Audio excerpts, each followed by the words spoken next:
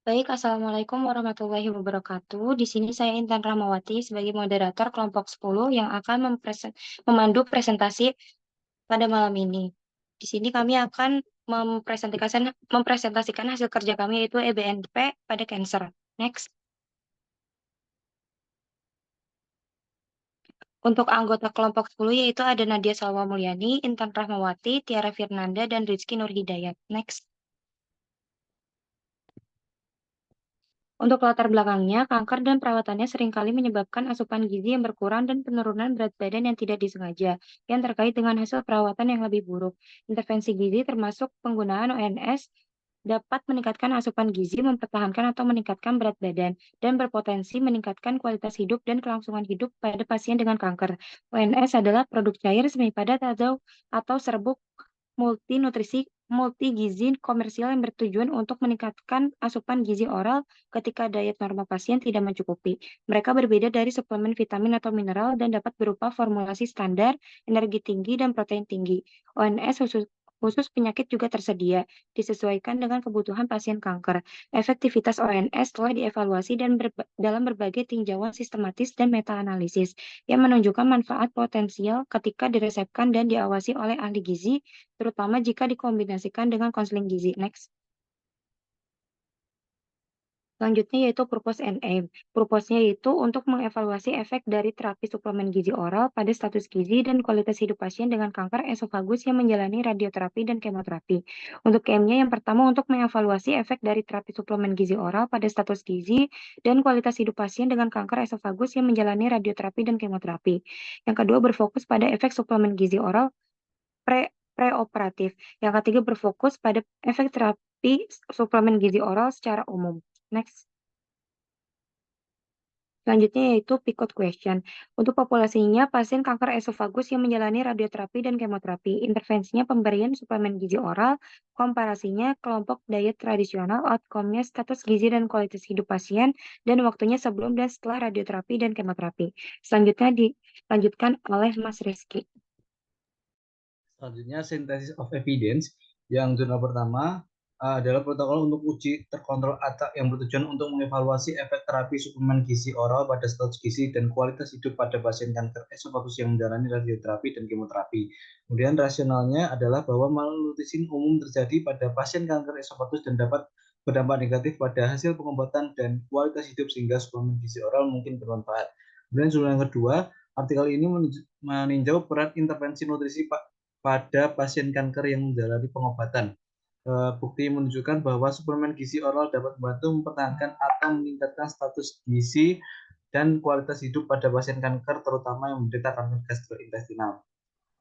Kemudian jurnal yang ketiga, penelitian ini berfokus pada efek suplemen gizi oral preoperatif pada hasil keluaran pada pasien ada. Teman kunci adalah bahwa suplemen gizi oral preoperatif dapat memperbaiki hasil luaran pasca operatif seperti mengurangi komplikasi dan memperpendek lama rawat inap. Kemudian outcome and measure plans.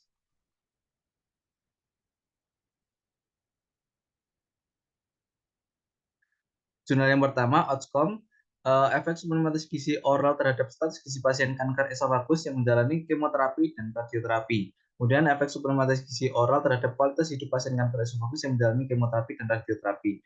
Kemudian measure plans, pengukuran parameter status gizi, berat badan, indeks massa tubuh, dan albumin, dan lain-lain sebelum dan setelah intervensi. Kemudian pengukuran skor kualitas hidup pasien menggunakan kuesioner kualitas hidup sebelum dan setelah intervensi. Kemudian pemantauan efek samping atau reaksi merugikan dan dari intervensi. Selanjutnya jurnal yang kedua, outcomes, efek suplementasi nutrisi oral terhadap status gizi pasien kanker, efek suplementasi gizi oral terhadap kualitas hidup pasien kanker. Kemudian measure plan, pengukuran parameter status gizi, berat badan, asupan kalori, protein, dan lain sebelum dan setelah intervensi. Kemudian pengukuran skor kualitas hidup pasien menggunakan kuesioner yang valid sebelum dan setelah intervensi. Kemudian jurnal 3, outcome, perbaikan status nutrisi pasien, kemudian perbaikan kualitas hidup pasien. Kemudian measure plan, pengukuran status gizi pasien sebelum dan setelah intervensi. Kemudian pengukuran skor kualitas hidup pasien sebelum dan setelah intervensi. Selanjutnya akan dilanjutkan oleh saudari Tiara. Baik, untuk selanjutnya itu metode yang digunakan adalah sistematika review dan meta-analisis untuk mengevaluasi efektivitas dalam pemberian suplemen gizi oral pada pasien kanker. Yang kedua yaitu menunjukkan bahwa metode yang digunakan adalah uji klinis untuk mengevaluasi efek pemberian suplemen gizi oral pada pasien kanker. Selanjutnya, untuk temuannya, oral nutrition supplement atau ONS berperan penting dalam membantu pasien mencapai tujuan gizi selama pengobatan kanker. Meskipun efek positif yang konsisten terlihat dalam peningkatan asupan gizi dan peningkatan berat badan, dampak positif terhadap hasil klinis belum sepenuhnya terbukti. Meski tinjauan yang lebih luas menunjukkan manfaat positif untuk menjadi efektif, ONS harus disesuaikan dengan pola makan individu di bawah pengawasan ahli gizi dan menjadi bagian dari konseling sambil mempertimbangkan gejala yang dapat mempengaruhi asupan zat gizi. Indikasi juga menunjukkan bahwa ONS yang diperkaya dengan asam lemak omega 3 atau agen imunomodulasi lainnya dapat bermanfaat untuk subkelompok pasien kanker tertentu. Selanjutnya akan disampaikan oleh rekan saya yaitu Nadia. Kemudian untuk ONS adalah jalur zat gizi pilihan yang direkomendasikan oleh pedoman Tiongkok dan Eropa untuk pasien tumor, yang dimana suplemen zat gizi oral memainkan peran yang tidak tergantikan dan dalam meningkatkan toleransi pasien tumor, meningkatkan status gizi pasien tumor selama radioterapi, bahkan memperpanjang durasi terapi selama siklus hidup mereka. Kemudian untuk ONS dapat melengkapi kekurangan energi dan protein pada pasien dengan kanker esofagus, mempertahankan dan meningkatkan berat badan pasien, dan meningkatkan status gizi juga meningkatkan kualitas hidup. Kemudian untuk implication for practice, penggunaan ONS sendiri dalam perawatan paliatif harus dinilai secara individual, yang dimana selama pasien dirawat, pengobatan paliatif dapat berlangsung berbulan-bulan hingga bertahun-tahun. ONS direkomendasikan untuk pasien dengan asupan gizi yang kurang untuk meningkatkan hasil pengobatan. Ketika kondisi pasien memburuk, kerugian ONS mungkin lebih besar daripada keuntungannya. Dan ONS harus dipertimbangkan kembali secara hati-hati. Penekanannya harus selalu pada kenikmatan makanan dan minuman serta memaksimalkan kualitas hidup. Kemudian ini untuk bukti jurnalnya dan referensinya. Kemudian saya serahkan ke moderator. Baik, presentasi yang sudah kami sampaikan, kurang lebihnya mohon maaf. Assalamualaikum warahmatullahi wabarakatuh.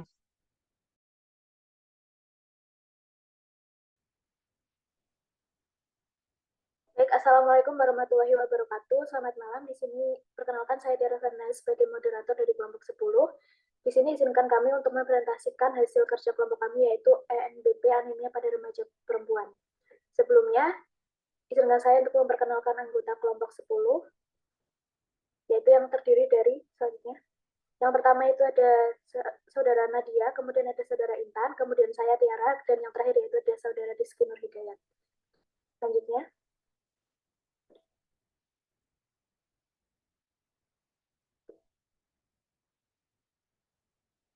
Kemudian untuk jurnal yang kami ambil yaitu yang pertama ada randomized control trial of tricky weekly versus slightly daily oral ferrous femurat treatment in adult patient with iron deficiency anemia. Kemudian yang jurnal kedua yaitu ada effect of iron supplementation and nutrition education on hemoglobin, ferritin and oxidative stress in iron deficiency female adults in Palestine randomized control trial. Kemudian yang terakhir yaitu ada Ferumoxotil for iron deficiency anemia in patient undergoing hemodialysis, the fact randomized control trial. Selanjutnya.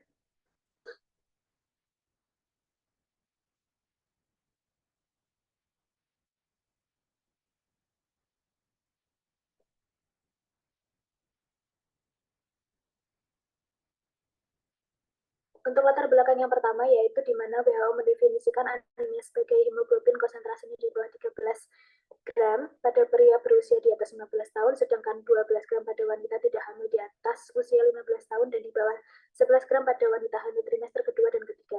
Kemudian pengobatan iron deficiency anemia atau IDA bertujuan untuk mengembalikan kadar Hb dalam sirkulasi menjadi normal, mengisi kembali simpanan zat besi tubuh, meningkatkan kualitas hidup, dan meningkatkan fungsi fisiologis. Selanjutnya, untuk yang berikutnya yaitu di mana di Gaza Palestina prevalensi anemia dilakukan sebesar 33,3%, sedangkan prevalensi kekurangan zat besi adalah 23,6% di kalangan remaja.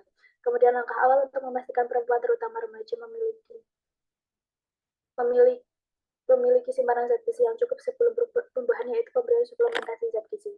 Kemudian program pendidikan gizi diperlukan untuk telah terbukti sangat efektif dan menghasilkan peningkatan substansial dalam kadar zat besi dan pengetahuan gizi. Selanjutnya, untuk yang terakhir yaitu etiologi IDA pada pasien CKD bersifat multifaktorial di mana kehilangan darah berulang selama hemodialisis dan berkurangnya penyerapan zat besi dari makanan melalui gastrointestinal karena peningkatan aktivitas hepsidin. Zat besi intervena 4 telah menjadi standar perawatan untuk pasien dengan dosis rata-rata 3,3 hingga 3,4 gram per tahun. Ferumoxytol for anemia of CKD Triovac mengevaluasi ferumoxytol 4 versus sukrasa besi dalam pengobatan IDA pada pasien CKD yang menjalani hemodialisis selama periode 1 tahun. Berikutnya, untuk yang jurnal pertama yaitu penelitian ini bertujuan untuk mengetahui apakah tablet Furosemide oral 200 mg oral 3 kali seminggu dibandingkan dengan dosis 3 kali sehari selama 12 minggu lebih rendah dalam hal kemanjuran dan keamanan untuk pengobatan IDA. Kemudian untuk berpasien lain pada jurnal kedua yaitu di mana penelitian ini mengevaluasi efektivitas suplementasi zat besi dan pendidikan gizi dalam meningkatkan kadar HB dan ferritin serta menekan stres oksidatif pada remaja perempuan yang kekurangan zat besi dan di Gaza, Palestina. Kemudian jurnal ketiga yaitu di mana studi FAK adalah untuk mendemonstrasikan non-inferioritas ferumoxytol dibandingkan dengan sukrosa besi dalam meningkatkan kadar HB untuk pengobatan IDA serta keamanan bila digunakan sesuai kebutuhan pada pasien CKD yang menjalani hemodialisis selama periode 1 tahun. Selanjutnya, untuk pick-out question yang pertama yaitu populasi remaja usia 18 tahun yang mengalami IDA, kemudian intervensi diberikan tablet Furosemide oral 200 mg oral 3 kali seminggu. Untuk komparasinya diberikan pengobatan tradisional 3 kali sehari, kemudian outcome-nya yaitu mengembalikan kadar HB dalam sirkulasi menjadi normal untuk waktunya yaitu 12 minggu. Selanjutnya, populasi remaja anemia usia 15 hingga 19 tahun dengan defisiensi besi dan anemia defisiensi besi ringan dan sedang. Kemudian intervensi diberikan suplementasi zat besi dan pendidikan gizi. Komparasi tidak diberikan suplementasi zat besi dan pendidikan gizi. Untuk outcome-nya meningkatkan kadar HB dan ferritin serta menurunkan stres oksidatif juga mengubah perilaku remaja untuk waktunya yaitu selama 3 bulan. Untuk slide selanjutnya akan disampaikan oleh saudara Rizky Nurhidayat. Selanjutnya pick-out question jurnal ketiga dengan P dewasa usia 18 tahun dengan CKD yang menjalani hemodialisis selama 3 bulan sebelum screening. Kemudian intervensinya diberikan ferumoxytol atau sukrosa besi pada pengobatan awal selama 5 minggu. Dan comparison tidak diberikan ferumoxytol atau sukrosa besi. Kemudian meningkatkan kadar hemoglobin dan TSAT serta diberikan 2 regimen zat besi sesuai kebutuhan selama 1 tahun. Kemudian time-nya 5 minggu. Next, synthesis of evidence berarti D et al. Menyatakan di mana setelah pemberian zat besi oral lebih dari 60 mg baik 2 kali sehari atau 1 kali sehari, hepcidin serum akan meningkat dan mempengaruhi fraksi penyerapan zat besi. Meskipun NO juga menunjukkan pemberian zat besi 100 dan 200 mg setiap hari pada wanita dengan IDA dapat meningkatkan penyerapan zat besi fraksional. Semakin tinggi dosis zat besi oral, semakin tinggi pula efek sampingnya. Next. Kemudian studi di India menemukan rata-rata kadar HB di kalangan remaja putri penderita anemia meningkat dari 10,80 gram per desiliter menjadi 12,65 gram per desiliter setelah 3 bulan mengonsumsi suplemen zat besi seminggu sekali. Kemudian Tiwari menyimpulkan bahwa suplementasi zat besi efektif dalam meningkatkan kadar HB tetapi berdampak pada peningkatan stres oksidatif pada wanita dengan anemia. Kemudian pendidikan gizi merupakan alat yang efektif dalam meningkatkan hematokrit, HB, kadar ferritin serum, dan status anemia di kalangan remaja. Selanjutnya dalam RCT open label sebelumnya mengenai ferumoxytol versus besi oral pada pasien CKD yang menjalani hemodialisis, SAE dialami oleh 12,7% penerima ferumoxytol selama periode 5 minggu.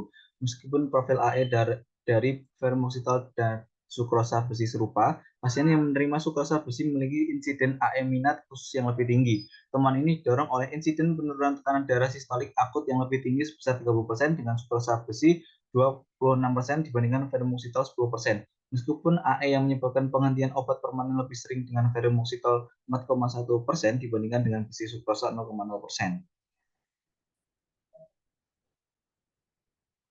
Kemudian outcome and measure plans jurnal pertama, hasil utama rata-rata kadar HB pada kelompok TIW tidak lebih rendah dibandingkan kelompok TID.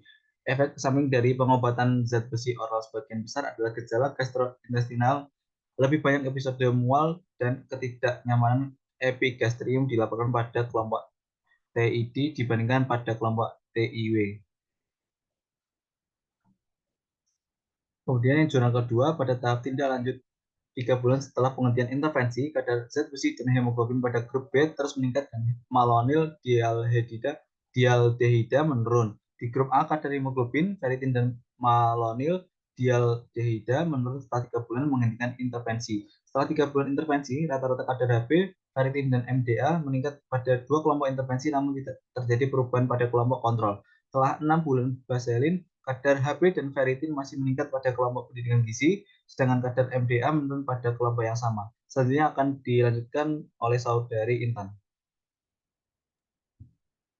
Selanjutnya untuk jurnal yang ketiga, pemberian vermoxitol dalam jangka panjang sesuai kebutuhan menunjukkan kemanjuran yang tidak kalah dengan sukrosa besi dalam pengobatan IDA pada pasien CKD yang menjalani hemodialisis dalam rangka meningkatkan dan mempertahankan kadar hemoglobin dalam kisaran yang diinginkan. Profil keamanan kedua agen juga tampak serupa, tidak ada sinyal keamanan yang muncul selama penelitian. Next. Untuk metode jurnal pertama, yaitu penelitian prospektif acak terkontrol berlabel terbuka dilakukan di Rumah Sakit Universitas Songkla-Nagarin antara 1 Februari 2020 hingga 31 Januari 2022. Pengacakan dilakukan dengan alokasi 1:1 dalam blok 4 untuk menerima tablet Ferrous Fumarate 200 mg oral 3 kali seminggu pada kelompok TIW pada hari Senin, Rabu, dan Jumat atau 3 kali sehari pada kelompok TID selama 12 minggu pengobatan dan menggunakan uji chi-square dan uji Mann-Whitney. Next. Selanjutnya untuk jurnal yang kedua, sebanyak 131 remaja putri defisiensi zat besi direkrut dan dialokasikan secara acak ke dalam 3 kelompok berbeda. Kelompok A yaitu suplemen zat besi terdiri dari 45 peserta yang menerima 200 mg ferrous fumarate sekali seminggu selama 3 bulan. Untuk kelompok B yaitu suplemen zat besi dengan pendidikan gizi terdiri dari 44 peserta yang mendapat suplemen zat besi atau ferrous fumarate seminggu sekali dan 9 sesi pendidikan gizi selama 3 bulan. Untuk kelompok C yaitu kontrol terdiri dari 42 peserta yang tidak menerima intervensi apapun selama masa penelitian. Kadar hemoglobin, ferritin, dan malonyl dialdehida diukur pada awal setelah 3 bulan saat intervensi dihentikan. Untuk analisis varians pengukuran berulang satu arah ANOVA. Next. Untuk jurnal yang ketiga, 2 suntikan 4 vermoxitol 510 mg dengan total 17 ml selama 1 menit dengan kecepatan tidak melebihi 1 ml per S atau sebagai infus 4 encer selama 15 menit pada hari 1. Dosis kedua diberikan 5 kurang lebih 3 hari setelah dosis pertama dengan total dosis kumulatif 1,02 gram. Sukrosa besi diberikan sebagai suntikan 4 atau infus 100 mg pada hari pertama dan selama 9 sesi hemodialisis berturut-turut berikutnya dengan dosis kumulatif total 1 gram. Selama periode observasi 11 bulan berikutnya, pasien yang memiliki IDA persisten atau berulang pada setiap kunjungan observasi bulanan atau pada kunjungan terakhir TP menjalani pemeriksaan lain. TP 5 minggu dengan pengobatan acak aslinya. Pasien yang menerima terapi SA tidak boleh menjalani modifikasi dosis apapun selama TP, kecuali jika diperlukan untuk alasan keamanan. Total dosis ESA yang diberikan dicatat setiap bulan. Next. Selanjutnya yaitu findings jurnal pertama, rata-rata kadar Hb pada kelompok TID secara signifikan lebih tinggi dibandingkan kelompok TIW pada minggu keempat. Rata-rata kadar Hb tidak berbeda dengan substansial pada kelompok pada minggu ke-12. Tingkat respon terapeutik dan analisis protokol yaitu sebesar 88,5% versus 88,9%. Rata-rata RDW atau lebar distribusi sel darah merah dan MCV volume sel darah tidak berbeda di minggu ke-4 dan 12. Di kedua kelompok pada minggu ke-12 secara signifikan lebih banyak pada kelompok TID dibandingkan pada kelompok TIW. Proporsi pasien yang memiliki serum ferritin lebih dari 30 mg per mili lebih rendah pada kelompok TIW dibandingkan kelompok TID pada minggu keempat, tetapi tidak berbeda pada minggu ke-12. Kadar ferritin serum pada kelompok TIW perlahan kembali normal sebesar 44,8% dan 63% setelah 4 dan 12 minggu. Selanjutnya dilanjutkan oleh saudari Nadia. Kemudian di jurnal kedua findings-nya yaitu menunjukkan bahwa suplementasi zat besi mingguan menyebabkan peningkatan kadar Hb dari rata-rata 11,52 gram per desiliter hingga 12,4 gram per desiliter setelah 3 bulan. Dalam penelitian ini, rata-rata kadar ferritin setelah 3 bulan suplementasi zat besi pada kelompok A berubah dari 9,9 menjadi 19,92 mikrogram per liter. Dalam penelitian kami, pada minggu ketiga suplementasi zat besi biomarker MDI adalah 44% lebih tinggi dibandingkan pada awal. Kemudian jurnal ketiga, pada populasi ITP, perubahan rata-rata HB dari awal pada minggu kelima adalah 0,5 dan 0,4 gram per desiliter dengan ferumoxitol dan sukrosa besi masing-masing untuk TP1 0,13 dan 0,6 dan 0,3 gram per desiliter untuk TP2. Kemudian dari awal hingga bulan ke-13 penurunan median dosis ESA 30% diamati dengan ferumoxitol juga besi sukrosa. Kemudian selama masa penelitian rata-rata kadar TSAT pada kedua kelompok pengobatan meningkat setelah 1 bulan pengobatan dan stabil pada bulan berikutnya. Kemudian untuk implication for practice, jurnal 1 pengobatan anemia dengan ferrosporumarat oral yang diberikan 3 kali seminggu direkomendasikan dan tidak kalah dalam respon terapeutik titik akhir dibandingkan pengobatan tradisional dengan regimen 3 kali sehari pada pengobatan 12 minggu. Selain itu, efek samping yang terjadi lebih sedikit dan mungkin meningkatkan kepatuhan pasien.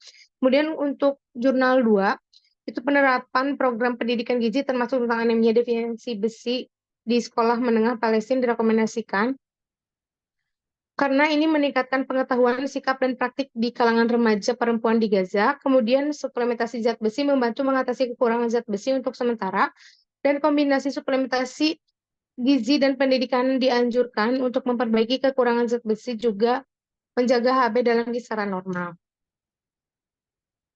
Kemudian untuk jurnal ketiga, pemberian ferumoxitol dalam jangka panjang sesuai kebutuhan menunjukkan kemanjuran yang tidak kalah dengan sukrosa besi dalam pengobatan anemia pada pasien CKD yang menjalani hemodialisis dalam rangka meningkatkan dan mempertahankan kadar HB dalam kisaran yang diinginkan. Kemudian saya serahkan ke moderator.